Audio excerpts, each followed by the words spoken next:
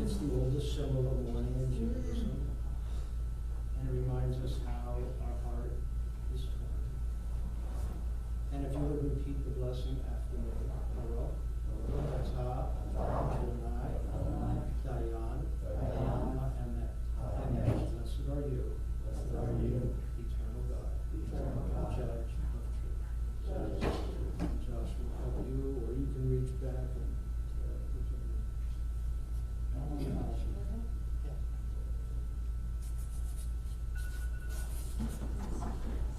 you can be seated for services.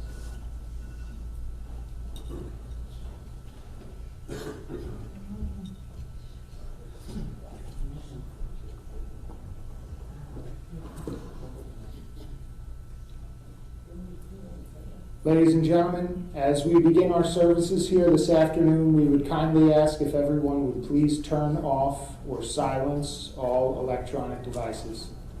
Thank you.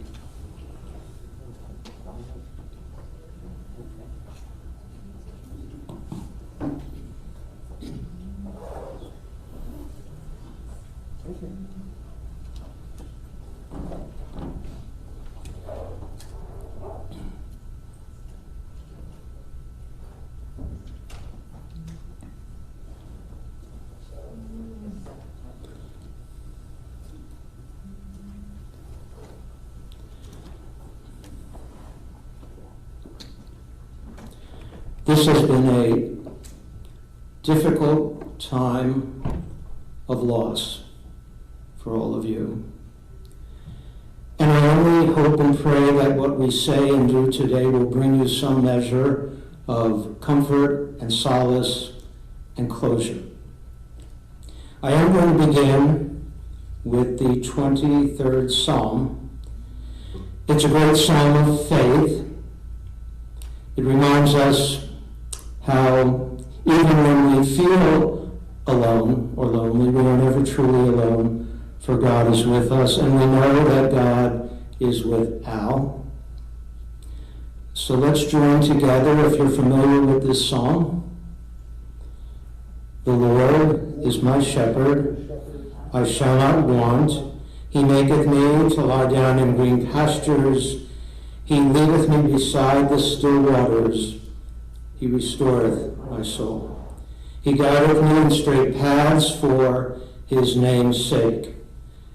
Yea, though I walk through the valley of the shadow of death, I will fear no evil, for thou art with me. Thy rod and thy staff, they comfort me. Thou preparest a table before me in the presence of mine enemies. Thou hast anointed my head with oil, my cup runneth over. Surely goodness and mercy shall follow me all the days of my life, and I shall dwell in the house of the Lord forever. I continue with a modern-day poem which we read at our synagogue, Temple Emmanuel, from time to time. We will be reading it once again on Yom Kippur. I think Al liked it. Well, he didn't tell me he didn't. But I'll personalize it for him. At the rising of the sun and at its going down, we will remember Al. At the blowing of the wind and in the chill of winter, we will remember Papa. At the opening of the buds and in the rebirth of spring, we will remember him. At the blueness of the skies and in the warmth of summer, we will remember Al. At the rustling of the leaves And in the beauty of autumn, we will remember him at the beginning of the year, and when it ends, we will remember Alvin.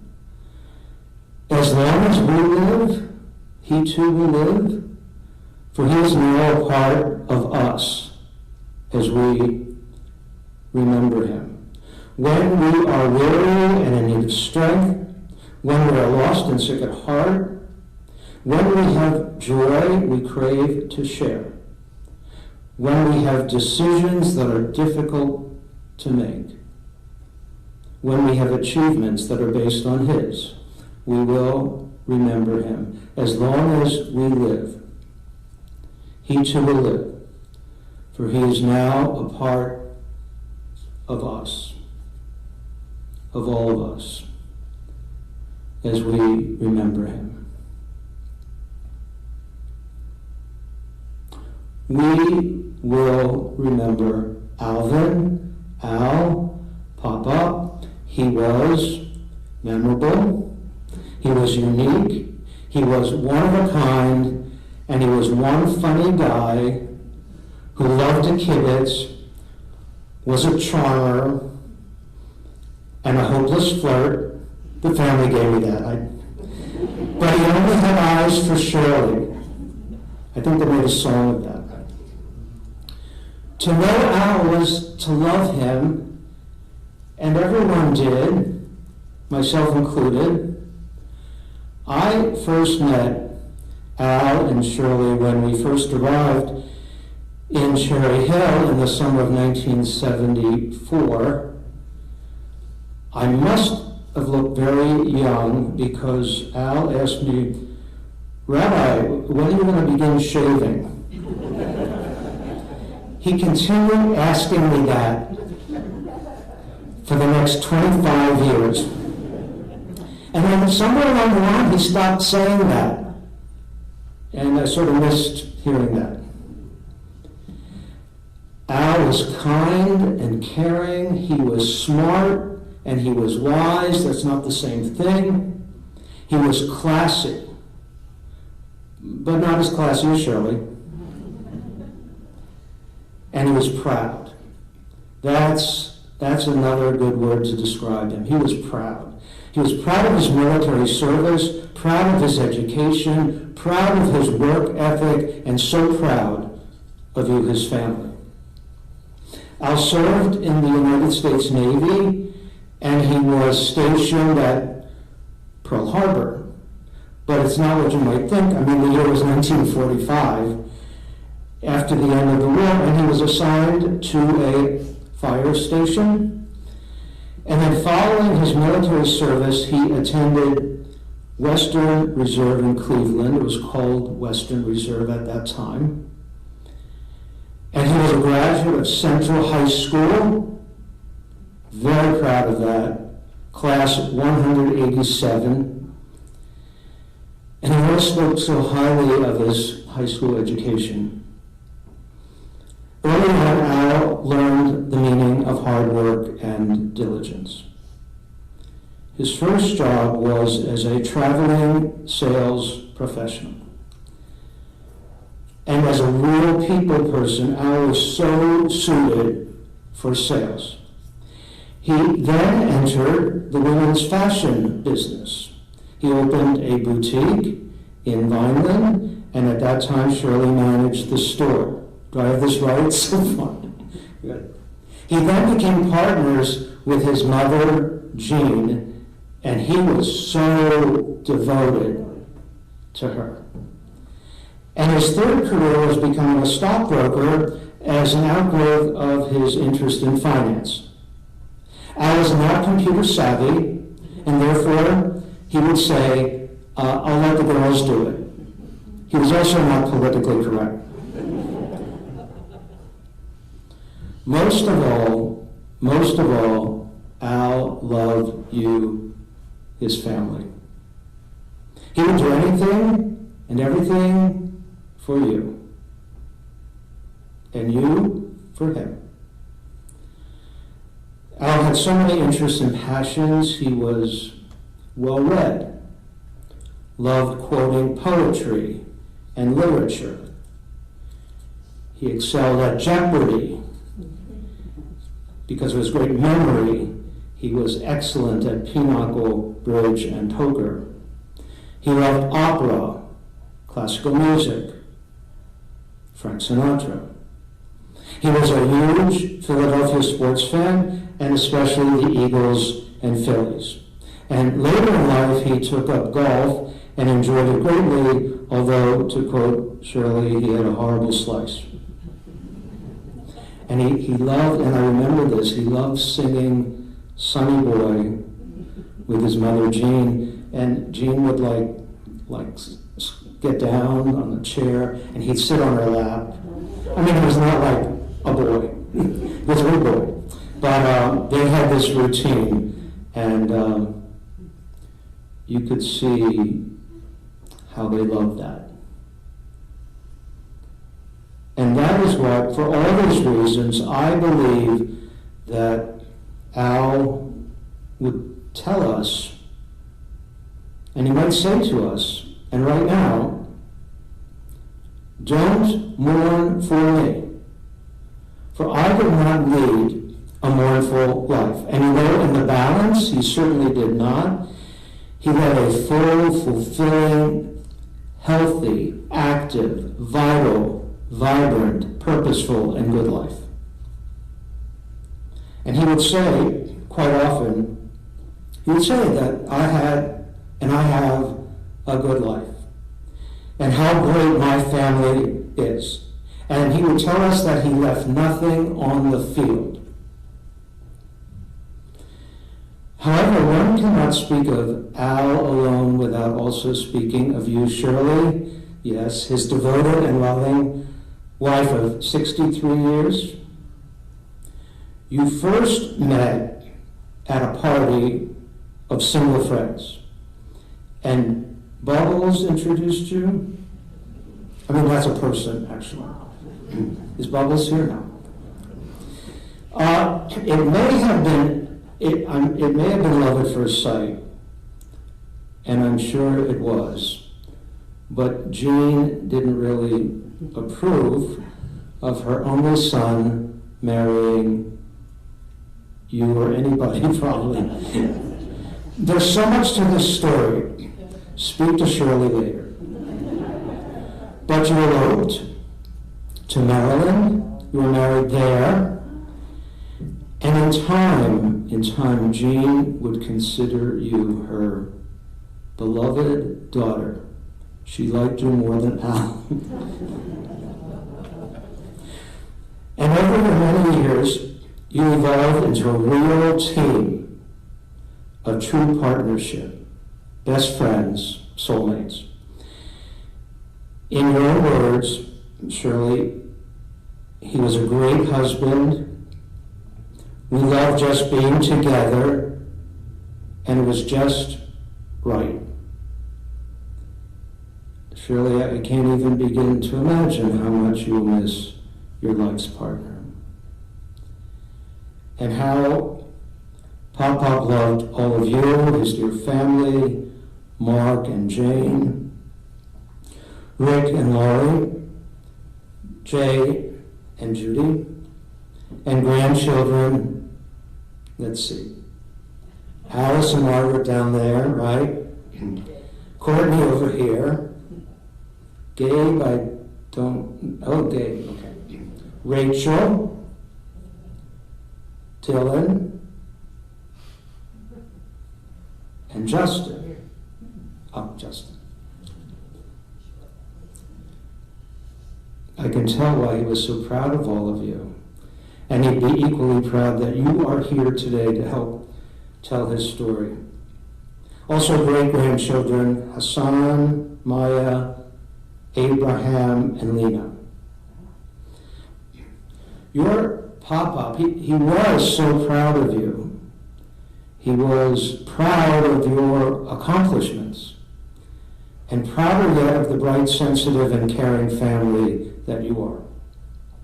He felt your constant support, care, concern, and love. And Al Chess will live on in all of you, and through you, and through us, and through all of your sacred stories and precious memories. Al would probably say that he was not religious as such, but he was proud to be Jewish. And he carried out the Jewish value of tzedakah, which many just translate as charity, but it's really not. It is, but more than that. It's righteousness. Al always sought to do the right thing, by family, by friends, by clients. He was a man of honesty and integrity. As we all know, this is a sacred time of the Jewish calendar. Rosh Hashanah is about to begin. And a shared memory that so many of us have is Shirley sitting on the bima. It wouldn't be right without you, usually wearing a red dress and a red hat and reading the announcements. And long after you were president, just being so presidential. And looking out, as I would see Alvin, and he was the first man, right? He was beaming.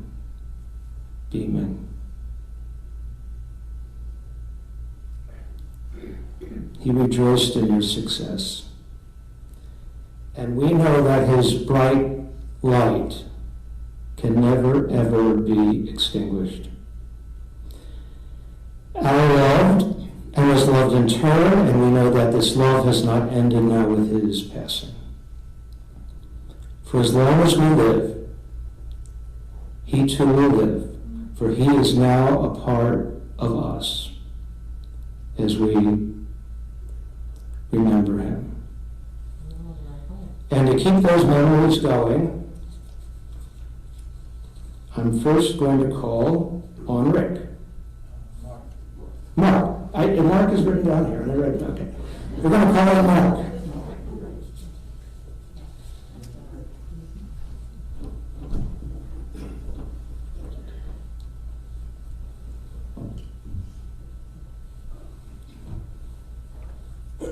My dad would really be pleased to see so many people that made the journey, from some of you from quite a far way away, and I think that's really wonderful. You know, 94 years is a great run. And my dad, he did not spend a lot of that time doing things that he didn't enjoy. For example, he did not really enjoy doing home repairs and home maintenance. And he told me that after he'd been asked to do those kinds of things several times and was not very good at it, he stopped being asked to do it. And he was very pleased with that.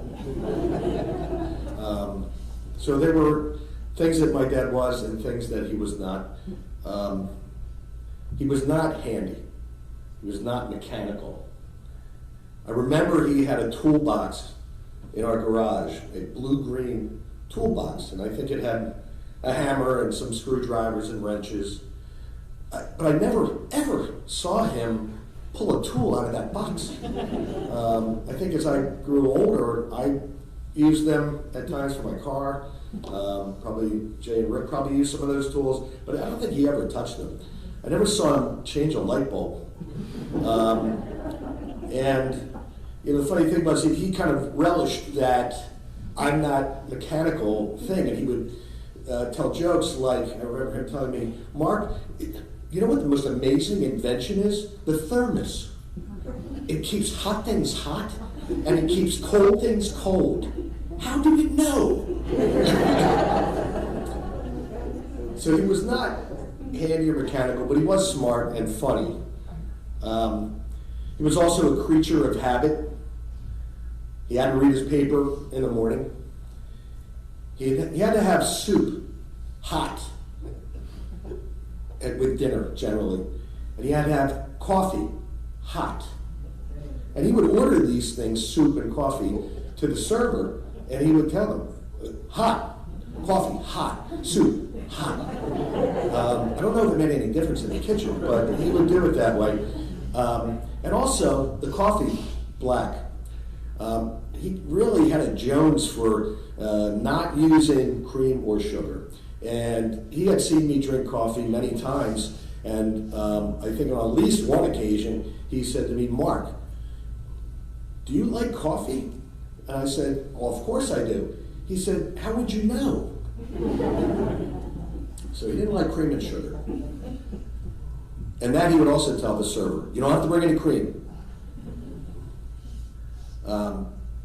He was other things, such as a good teacher.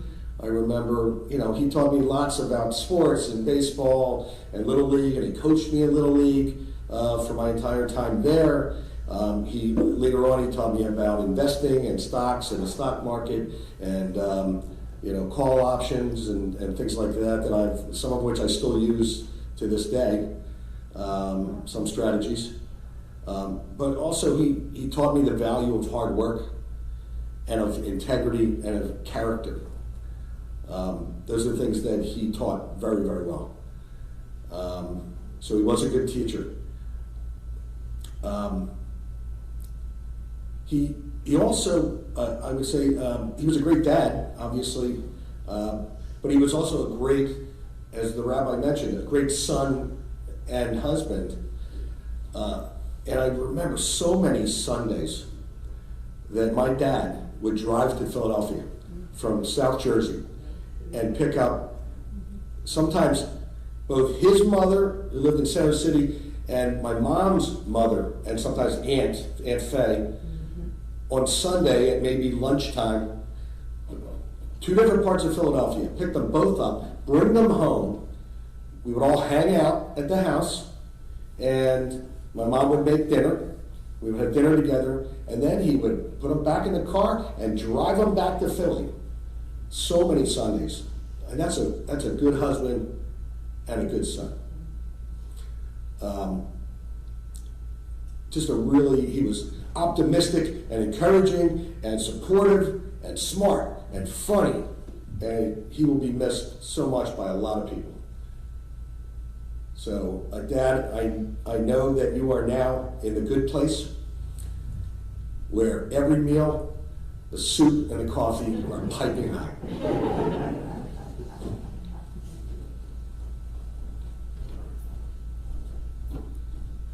Rick.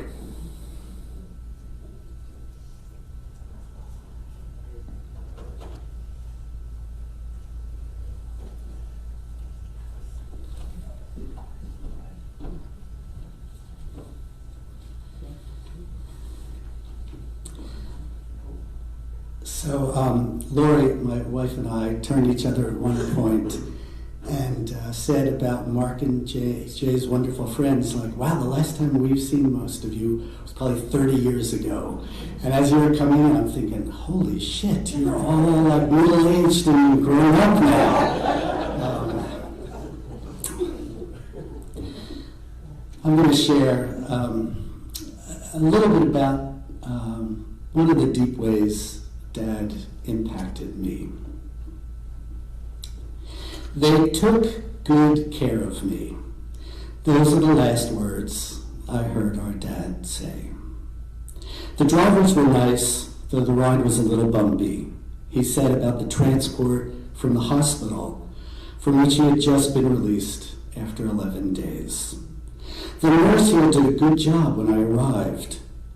Dad was clean-shaven, his hair was combed, and he was tucked comfortably into bed when Mom, Lori, and I entered his room at Samaritan Center. They took good care of me. Though his eyes were closed when we arrived, he immediately woke up, spoke to us, then lay his head down on the pillow and went back to sleep. Less than 48 hours later, he was gone. 10 years earlier, his final words to me before Lori and I got in the car for the 11-hour drive back to Asheville were, take care of each other. Just that. Take care of each other. That's what mattered to him, that we would take care of each other, his beloved wife, his sons and daughters-in-law, his grandchildren, his great-grandchildren. Dad knew something about the importance of taking care of each other. His father left him and Jean, his mother, when Dad was 7. Jean took incredibly good care of him, as did his maternal aunts, including Aunt Helen, with whom he lived in Cleveland so he could attend Western Reserve after returning from the war. A good parent cares for his or her children in ways that enable each child to discover and become themselves. That's what Dad and Mom did for us. When I was 15, Dad dropped me off at Port Authority in New York City to take the bus to Woodstock. What the hell did he know? Mom was there too. I don't know what they were doing when they dropped me off at Port Authority. That generation-defining festival played an important role in my growth and development. Dad enthusiastically supported my decision to begin my university education, and as it turned out, my life in higher ed at the University of Colorado. A few years later, after a brief stop at Coney Island, the only time I've been to Coney Island, Dad dropped me off at the El Al terminal at JFK Airport for what turned out to be a 3-year life-changing and defining experience in Israel. You know, I didn't realize this when I was organizing my thoughts. I realize now, I think he was always trying to get rid of me. That seems to be the theme. And he succeeded because I moved many years ago. A couple of years after I returned from Israel, I worked for the Jewish Federation of Philadelphia, where among other things I wrote for the Jewish Exponent. Dad and Mom both were always proud to hear from their friends that they'd read one of my stories. Through my work in the Public Relations Department of the Federation, I was developing quite a network of connections that could have led to many professional opportunities, but at the same time, I was continuing to develop as a poet, working informally with a very well-known American poet. The time had come for me to apply to grad school so I could devote myself to learning the craft and art of poetry. I was ready to quit my job and head to Florida to study with one of America's most important poets. But what were my parents going to think when I told them I was turning away from what seemed like the beginning of a promising career? To break the news, I invited Dad and Mom and grandmother Sarah, Nana Sarah, who was living with my folks at the time. Take good care of each other, remember? To dinner. In the days leading up to that dinner, I rehearsed what I was going to say to him over and over again. That night at the Greenbrier Inn on the Racetrack Circle, I think I got the restaurant right, Greenbrier Inn on the Racetrack Circle. Before I could even launch into my prepared, explanatory, and apologetic speech, Dad turned to me and said, "I've been thinking you should go to grad school. If you don't do this now, you may find yourself in 10 or 15 years wondering what if. I think this is a great opportunity for you, and you should take it." Whoa! At once, all my fears were allayed, but I was a little bummed out that I couldn't deliver my speech. There he was once again, offering his support, perhaps informed by his own personal experiences, perhaps not, encouraging me to keep pursuing my dreams, my passions. Thanks to and with Dad's encouragement, I've been fortunate enough to have an amazing, fulfilling career. Dad, thank you for offering me one of the greatest gifts anyone could receive. Frankly, the simple fact that you were and still are my father is the most amazing gift of all. The last time I saw my biological father was when I was about 2 months old. I have vivid memories of that last day. It took a few years before my real dad, Al, showed up. Fortunately for me, he wasn't put off by the fact that Mom had a kid. I guess Mom was such a hot catch that Dad didn't mind having a kid thrown into the deal. Seriously, though, from the start, I imagine even from the very first time Dad met me, Dad loved me as his own son. Dad, I am your son, all yours. Dad didn't exactly have a good role model to follow for how to be a loving father. His father, Morris, left him and his wife, Jean, when Dad was only 7 years old. The last time Dad bumped into his father was 10 years later in 1947 on Broad and Locust. Morris told Dad that he was moving to California and that he'd call him as soon as he was settled there. Dad still, probably even now, wherever one is after this life ends, waiting for the call. In addition to our shared experience of having lived through divorce, Dad and I both shared a love of education. You've already heard how proud he was of the education he received at Central High. It must have been at Central that he had memorized an awful lot of poetry. And especially in the last 10 or 15 years, every time I'd come to visit, he would start reciting things to me. And he'd turn to me and say, "You know who wrote that, right?" And I almost never did. And I have a PhD in English, and I spent my whole life teaching, but I never knew. I said, "Oh yeah, of course, of course." Here are the lines, though, that he recited almost every time I saw him over the last 10 years. "The world is too much with us, late and soon. Getting and spending, we lay waste our powers." I know those lines. They're Wordsworth. But I've often wondered why these lines in particular stuck with him. I also wondered if he remembered the rest of Wordsworth's great sonnet. The poem is a reaction to the ills of industrialization and urbanization. In it, Wordsworth longs for a return to nature. I think other than on the golf course, Dad was never really much of a nature guy, and I know how much he loved Philly, his city. Still, I can't help but think he was saying more than just, "I had a great education, it lives in me still," when he recited the line, "Getting and spending, we lay waste our powers." Even if he wasn't telling me something through those particular lines, I know for sure that reciting lines of poetry was one of the ways Dad loved to connect deeply with me. Education, culture, not just literature, but as you've heard, music, film, these were some of the things that were important to Dad and that are important to me too. But nothing was ever as important to him as family. When I met the love of my life, Lori, she had two amazing young girls, Alice and Margaret, who were 7 and 5 at the time. Alice and Margaret made it easy for me to love them from the first time I met them. Somewhere deep inside me, too, was the memory of how Dad loved me from the first time he met me. Though, of course, I don't remember the first time Dad met me, I do remember the first time I met Alice and Margaret. It was on the weekend of our wedding.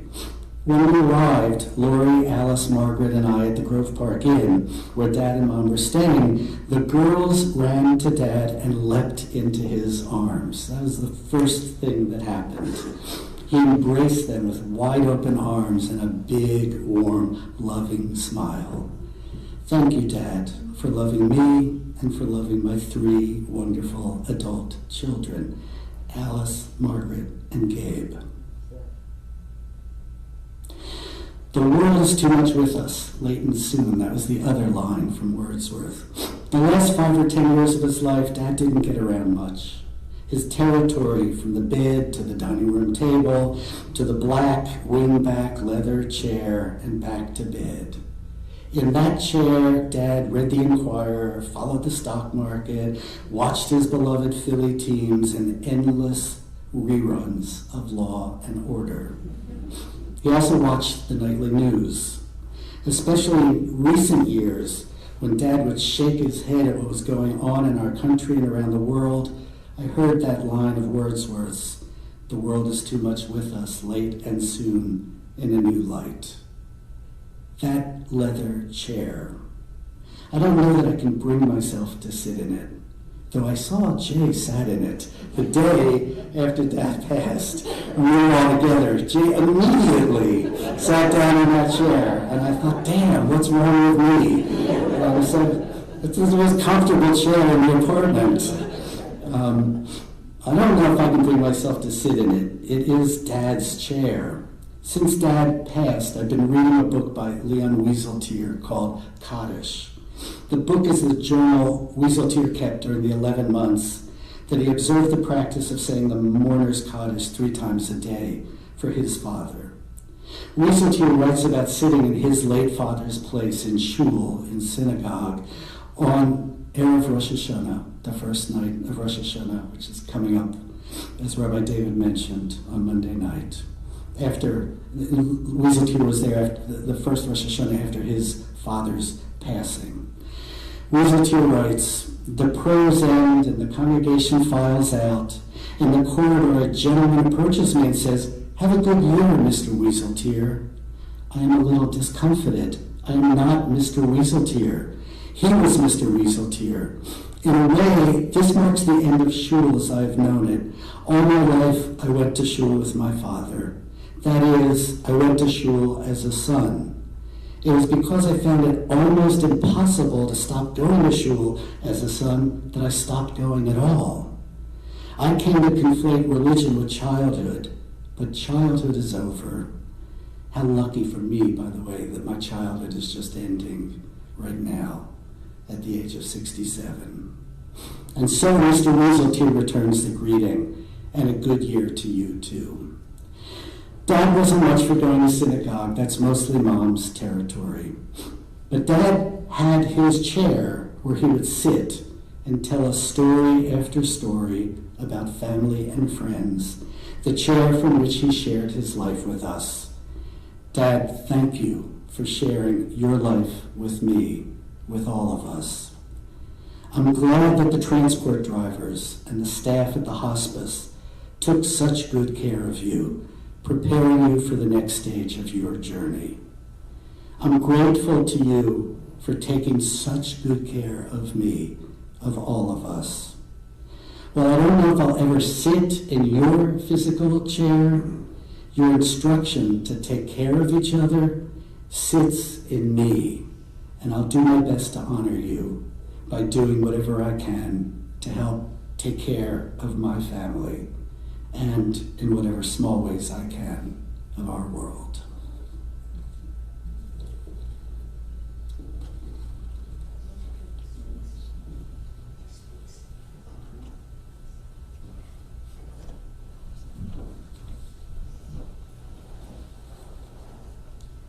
And Jay is going to speak next from his heart.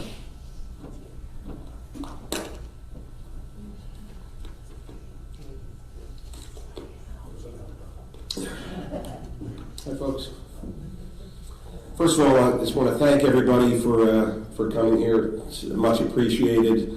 It's a great audience, and you know who loved a great audience was my father. So, looking at this audience, I can't help but wonder to myself, what would my father say if he were here?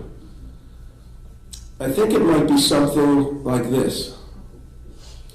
So 3 Frenchmen are sitting in a cafe in Paris one day, and they're discussing the meaning of the term savoir-faire. The first Frenchman says, savoir-faire, I will give you an example of savoir-faire. Jacques comes home early from work. One afternoon, he goes upstairs to his bedroom. He finds his wife, Marie, in bed with another man. Jacques says, "Pardon me," turns around and walks out. This is savoir-faire. The other two gentlemen nod, they take this in. So, okay, interesting. After a moment, the second gentleman says, well, I think that is close, but it's not quite right. Let me give you an example. Jacques comes home early from work one day. He goes upstairs to the bedroom. He finds his wife Marie in bed with another man. He says, pardon me, please continue.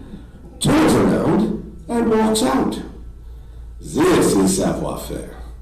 The other two gentlemen nod. Oh, yes, oh, I see. Then a moment goes by, and finally the third gentleman says, no, you do not have this right. I will tell you what savoir-faire is. Jacques comes home early from work. One afternoon, he goes upstairs to the bedroom. He finds his wife Marie in bed with another man. He says, pardon me, please continue. Turns around and walks out. If that other man can continue, he truly has savoir-faire. That was one of my father's favorite jokes. I probably didn't do it justice, but I thought it was a good way to start things. You know, anybody who knew my father knew how really funny he was. And I think it started to hit me maybe when I was about 6 years old. We used to take these day trips down to the beach. We'd go down to Atlantic City. And we'd drive down there and we'd be going over the causeway. And you see the water on both sides. And he'd roll down the window and he said, what is it? Can you smell the ocean? Can you smell the ocean? We're like, yeah, we can smell the ocean. Oh, it smells great. And we continued to take these day trips.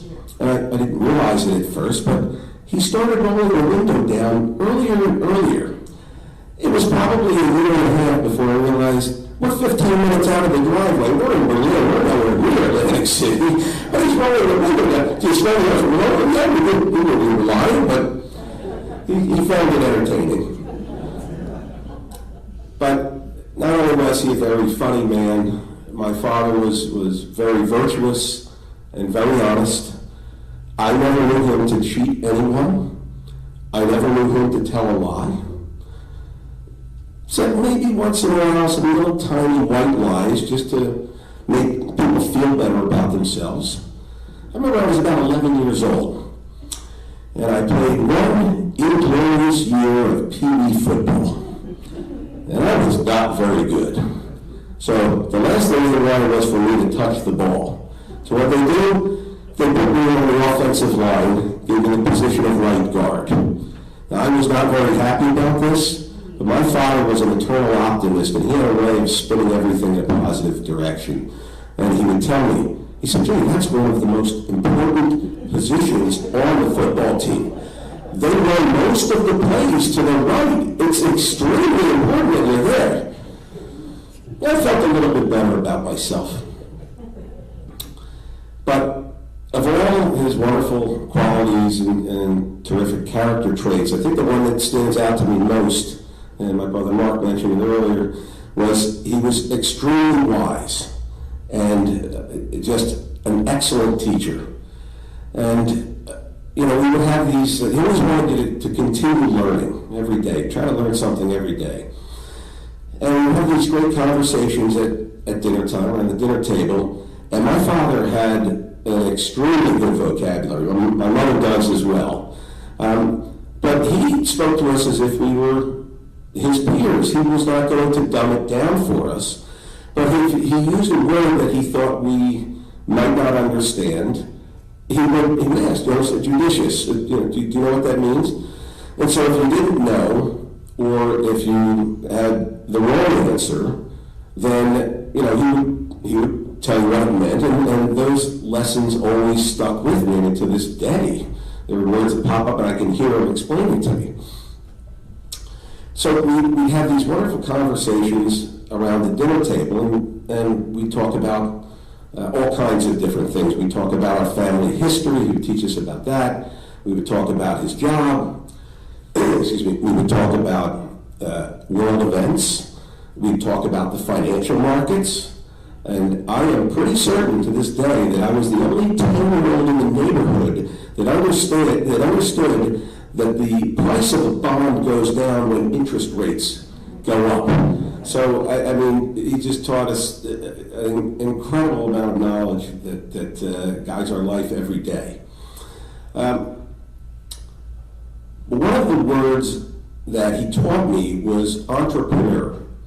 And I hadn't heard that word before. I found it very interesting. And over the years, as I got a little older, into my late teens, I decided I wanted to be an entrepreneur.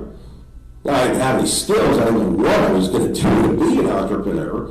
But I really wanted to be self-employed.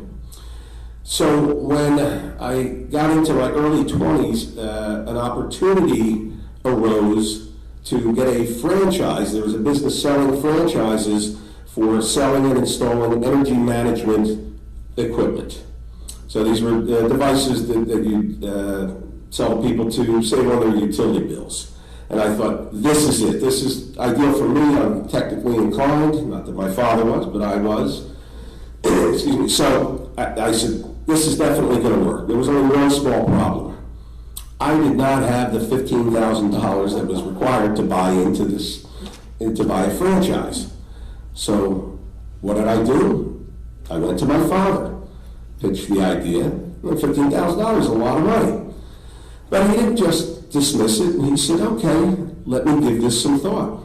So he went off and he pondered this for a few days, and then he came back to me and he said, look, Jay, I'm not sure if this is going to work, but I believe in you, and I know you believe in this, and whatever happens, I think this is going to be a tremendous learning experience. So he said, I will loan you the money. And I was ecstatic. I couldn't believe it. So immediately, we dived right in together. He was the financial guy. I was the technical guy. But the first thing he did was to contact the company and talk about, what about a smaller territory, excuse me, less inventory, what can we do to get the cost down? At the end of the conversation, he had managed his risk appropriately because now he was only in for about $7,500. So I learned immediately that everything in life is negotiable. So I dug in with both hands and both feet, and I went out, I did everything I could. I talked to all my friends and family, everybody I worked with. I went knocking door to door in neighborhoods trying to sell this equipment.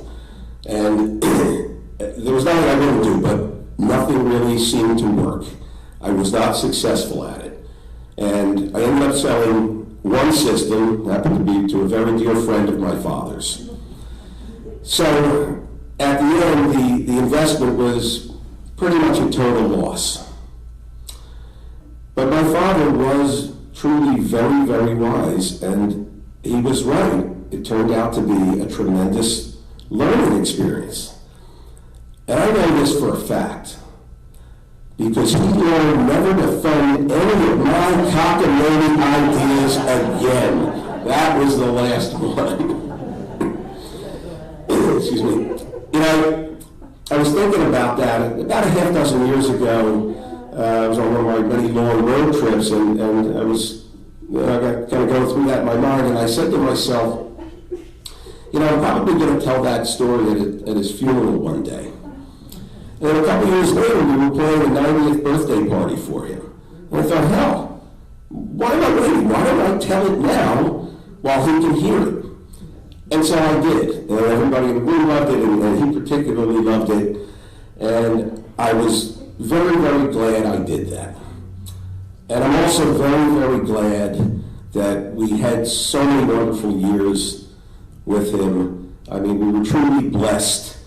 And while the man may be gone, he's never truly gone. He lives on in all of us, all the things he taught us, the way we lead our lives, the way we learn to have joyful lives, and don't get caught up in the mire and worry too much about the little things. Be optimistic. So, Dad, thanks again for everything. Love you.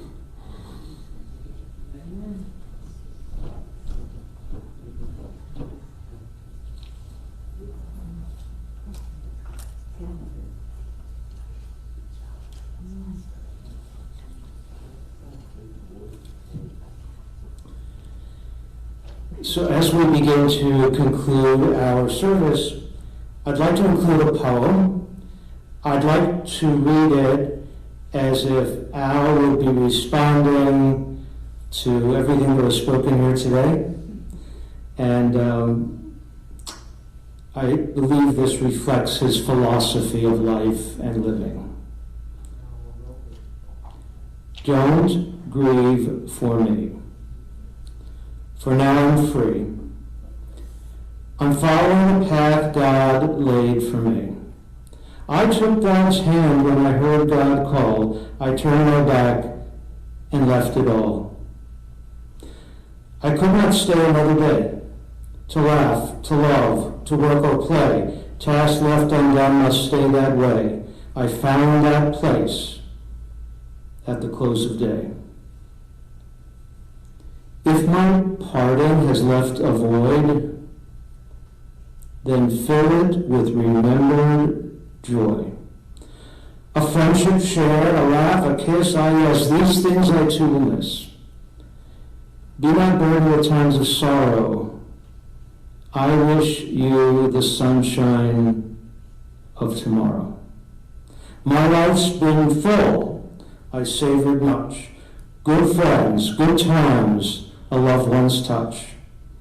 Perhaps my time seemed all too brief. Don't lengthen it now with undue grief. Lift up your heart and share with me. God wanted me now.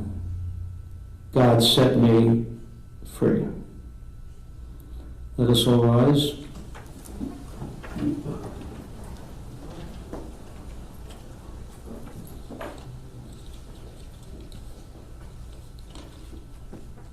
I conclude with the traditional El Rachamim prayer, which includes Al's Hebrew name, so appropriate. His Hebrew name is Avraham. That means father to many. El Rachamim Shochem Bam Romim. Hamitzeh Menucha Nachona Tachat Kanfe Hashchina L'Nishmat Avraham. Shechalach le'olamo, ba'al harachamim yitzro b'itra hachayim et nishmato, Adonai hu nachalato,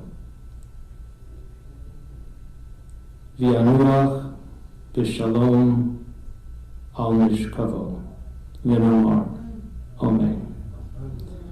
O God, full of compassion, thou who dwellest on high, grant perfect rest unto the soul of our beloved Alvin Al Avraham, who has departed from this world.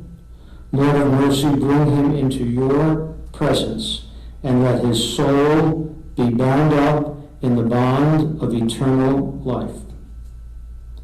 Be thou his possession, and may he rest in peace. Amen. And we are going to recite the Kaddish prayer, which is actually a praise of God, as we thank God for the life we have known and for the many years we did share. Yitbalal v'yitkadash shemei Rabbah, v'yamad yivrach hirutei v'yamlich malchutei, v'chayei chol v'yamechon, v'chayei d'chol Beit Yisrael, Ba'agalav Izman Karev V'imru Amen. Yehev Shemei Rabbah Mevarach Le'alam Ulomei Omaya. Yitbarach V'yishtabach V'yitpa'ar V'yitramon V'yitnaseh. V'yitadar V'yitaleh V'yitalal Shemei L'Gudsha B'rechu. Le'ele Mon Kol Birchata V'shirata Tushbachata V'nechemata.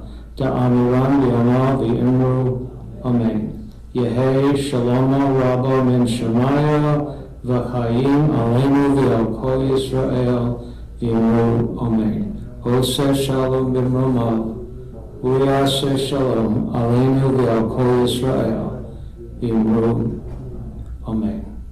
May the source of peace send peace to all who mourn and comfort all the bereaved among us. Amen. And you may be seated.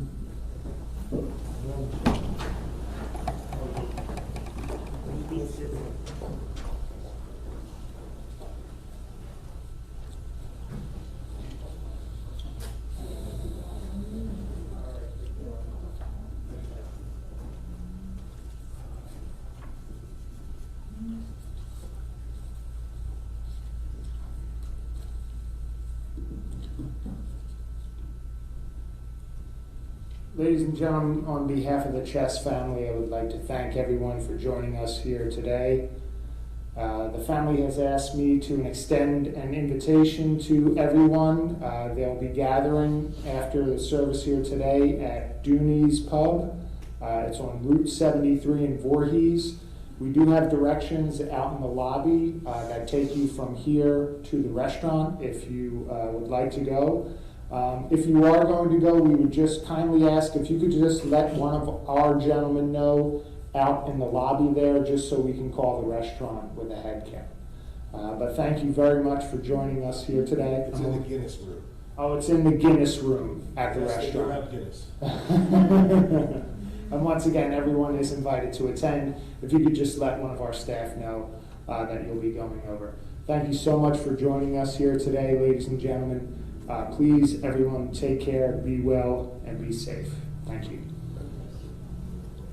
And take care of one another.